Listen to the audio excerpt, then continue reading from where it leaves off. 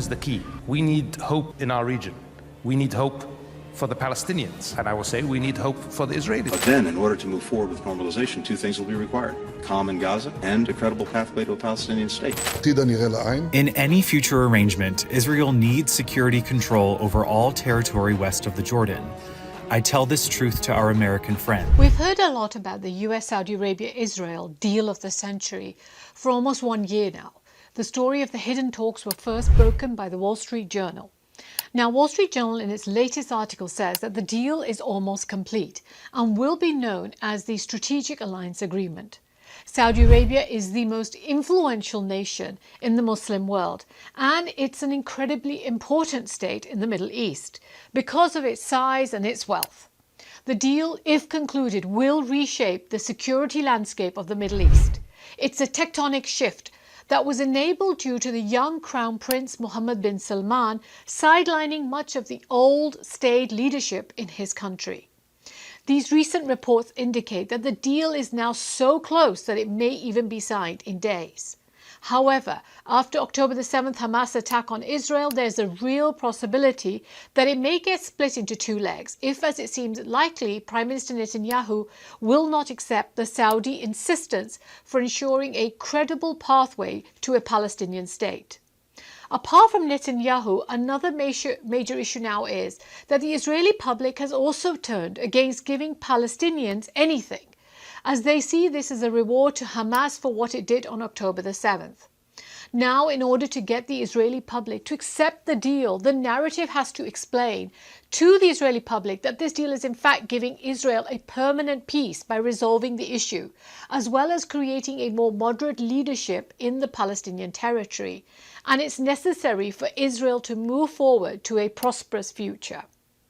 The Saudi Ministry of Foreign Affairs described the draft agreement as nearly final. The semi-final version of the draft strategic agreements between the Kingdom and the United States of America, which are almost being finalized, and what is being worked on between the two sides in the Palestinian issue to find a credible path, were discussed. The statement did not mention Israel. Understandably, the Saudis are keen on getting all parts done, but they're just as happy to have the deal split into different parts so that their deal with the United States gets done and is treated separately to the normalization talks with Israel and its demands for the Palestinians. President Joe Biden is desperate to get the deal completed as well, given that there are only a few weeks left in the congressional calendar, and a NATO-style security deal would have to go to the lawmakers for their approval. It requires a 2/3 majority vote in the United States Senate, which is 67 votes. A threshold that would be difficult to achieve unless the treaty was tied to an Israeli-Saudi normalization. Senator Lindsey Graham, an important member of the Republican Party, has also been actively engaged in the Middle East, courting both the Saudis as well as Netanyahu government to conclude this deal if possible. I can't emphasize this enough that the deal, regardless of the final parties, is poised to reshape the Middle East. After the 1978 Camp David Accords between Egypt's President Sadat and Israeli Prime Minister Begin, this truly would be a deal of the century in the Middle East. Each party involved, Saudi Arabia, the United States and Israel, stands to benefit from this deal, but the wins are not equal and significant challenges have to be overcome. Why does Biden really need this deal? For the Israel, the cost-benefit analysis is different depending on whose vantage point you look at it from. For the Palestinians, will they be left out in the cold, or will this deal finally give them the homeland that they've dreamt of for 75 years? But first, I want to take a look at what the deal is actually likely to include. Please subscribe, like and share the video if you enjoy the content on this channel. It will help me to bring a variety of new topics to you to discuss the different issues which affect all of us intellectually and emotionally. If I can request you to watch the content for as long as possible, as that indicates to YouTube that it should suggest it to many more viewers. Do share with me your comments and suggestions on other areas that you are interested in. The US and Saudi Arabia have a complex relationship marked by mutual interests in oil and regional security in the Middle East. Over the decades, this partnership has seen various military and economic agreements, including the famous pacts signed in 1974 under the Nixon administration that have been in the news recently. I did a vlog on that and will put a link to it in the description, so do please watch it. But the current defense pact under negotiation, if it's signed, will become one of the most comprehensive formal agreements between the two countries yet. Crown Prince Mohammed bin Salman just this month in June in public made remarks during the annual reception at the royal court in Minhas Palace, stressing the urgent need to halt the war on Gaza immediately and called on the international community to recognize the state of Palestine within the pre-1967 borders with Jerusalem as its capital. The complex deal is contingent on several factors, including normalization between Israel and the Saudis, peace in Gaza, freezing settlements in the West Bank, and embarking on a 3 to 5 year credible pathway to establishing a Palestinian state in the occupied territories. The future state would also be conditioned on the Palestinian Authority undertaking reforms to make it a governing body that Palestinians trust and see as being legitimate. Saudi Arabia insists on these conditions as part of any normalization deal with Israel. This positions the deal not just as a bilateral agreement, but a critical piece in the larger Middle Eastern puzzle. However, a clear, actionable pathway is going to be tough to map out. So what will the deal include? The core of the agreement is a formal defense pact that commits the United States to defending Saudi territory against external threats. This would elevate Saudi Arabia's defense status to a level similar to key US allies such as Japan, which the US signed an agreement with in 1960. For the US, it would ideally like to stop short of this mutual defense guarantee enshrined in NATO's Article 5, where this would oblige all member states to come to the defense of any state facing attack. And the US what would actually prefer is that it should be described as something called a 4.5, similar to what it has with South Korea, where it would be a written commitment of mutual defense, but be short of a treaty alliance, and therefore not require Senate approval either, which makes it much easier for the Biden administration to get it through on time. What the Saudis have to evaluate is whether this written commitment would be binding from one presidency to the next. What they don't want is to be in a JCPOA scenario where Iran's nuclear deal, which was agreed in July 2015 by the Obama administration, was then reversed by President Trump in May 2018 because it was not a formal congressional ratified treaty. In return, the US would get access to Saudi airspace and territory to protect US interests and regional partners.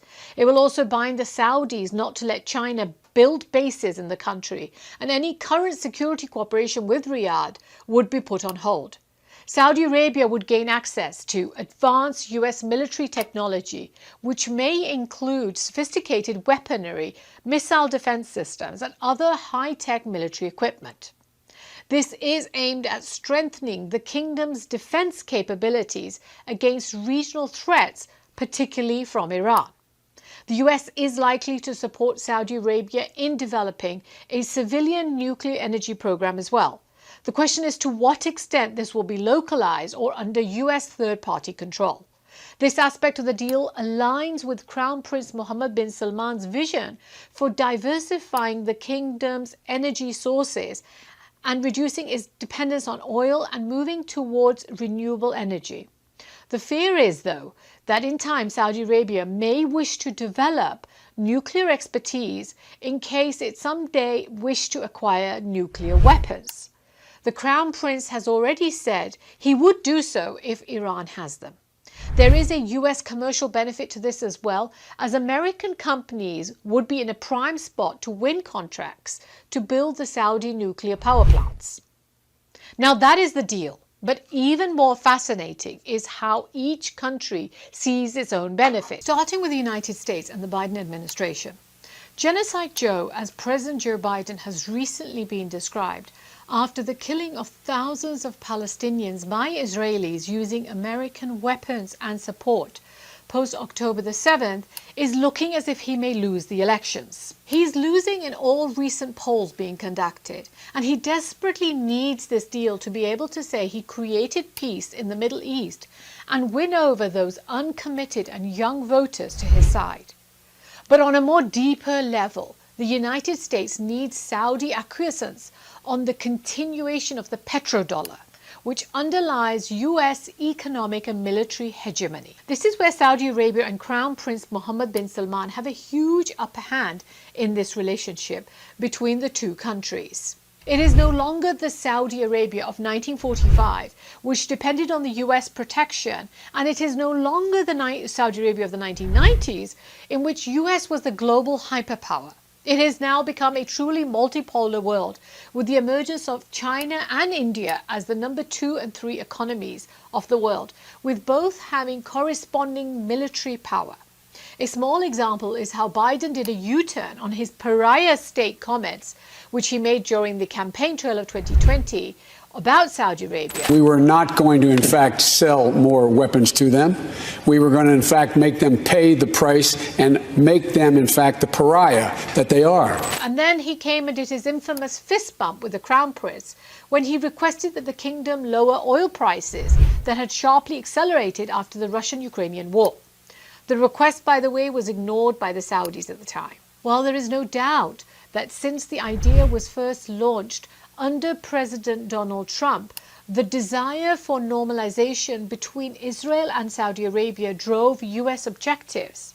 However, in the 4 years since then, the importance that China has started to play in the US psyche and indeed in the Middle East means that there's a real possibility that the United States may consider going ahead with this deal as a bilateral deal, even if Netanyahu refuses to go along with it. The US is viewing anything related to China through its Cold War II mindset and is viewing all regional developments through this lens of great power competition. President Joe Biden himself stressed this point during his trip to Saudi Arabia and Israel in 2022, stating that the US will not walk away and leave a vacuum to be filled by China, Russia, or Iran. It wants to ensure that the Saudis don't keep getting too close to the Chinese, so that as part of the agreement, the Saudi Arabia would restrict its military purchases from China and limit Beijing's investment in the country as well.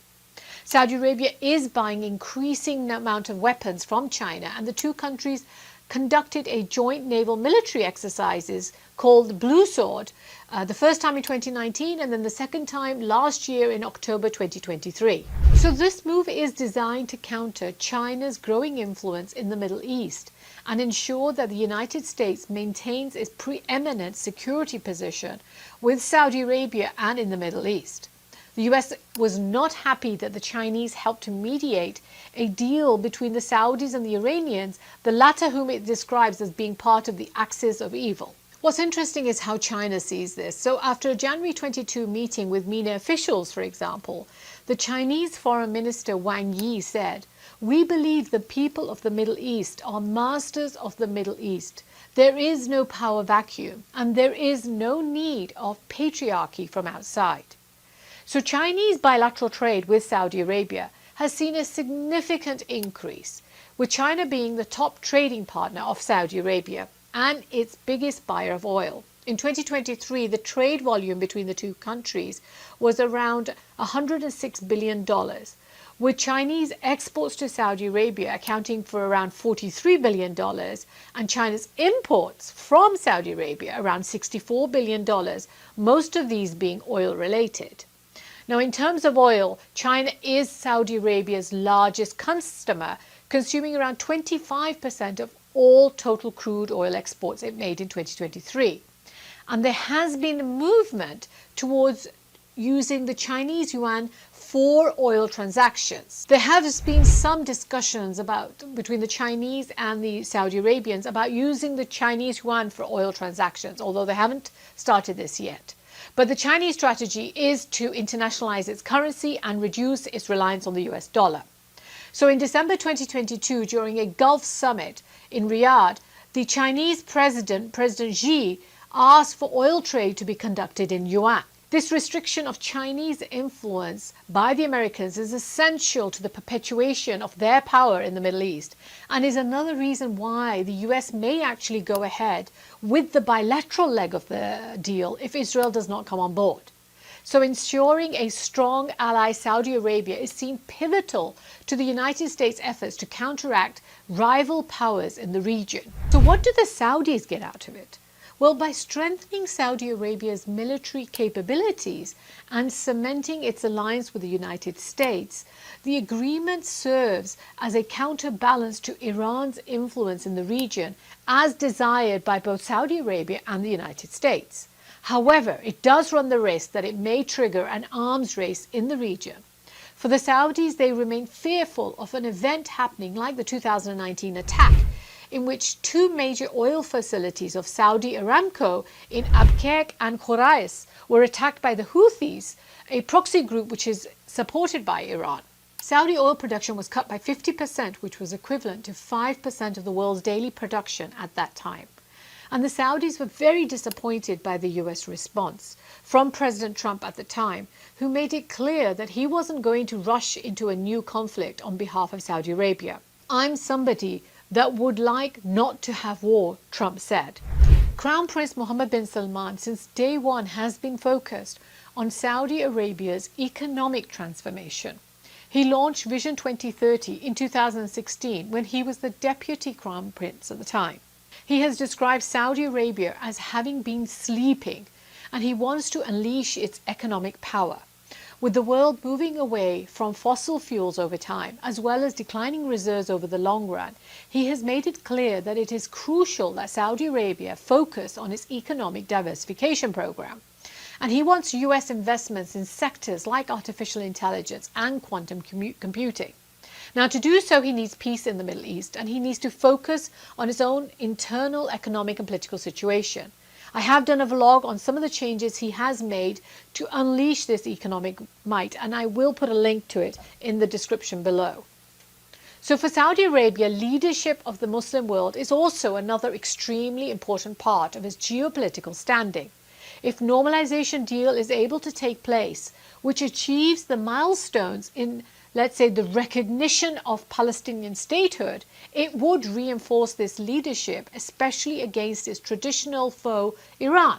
However, if Crown Prince Mohammed bin Salman is able to get the US to sign a bilateral deal, it would be just as good for the Saudis, as normalization with Israel is extremely unpopular in the country and across the region, unless the kingdom is able to ensure statehood recognition.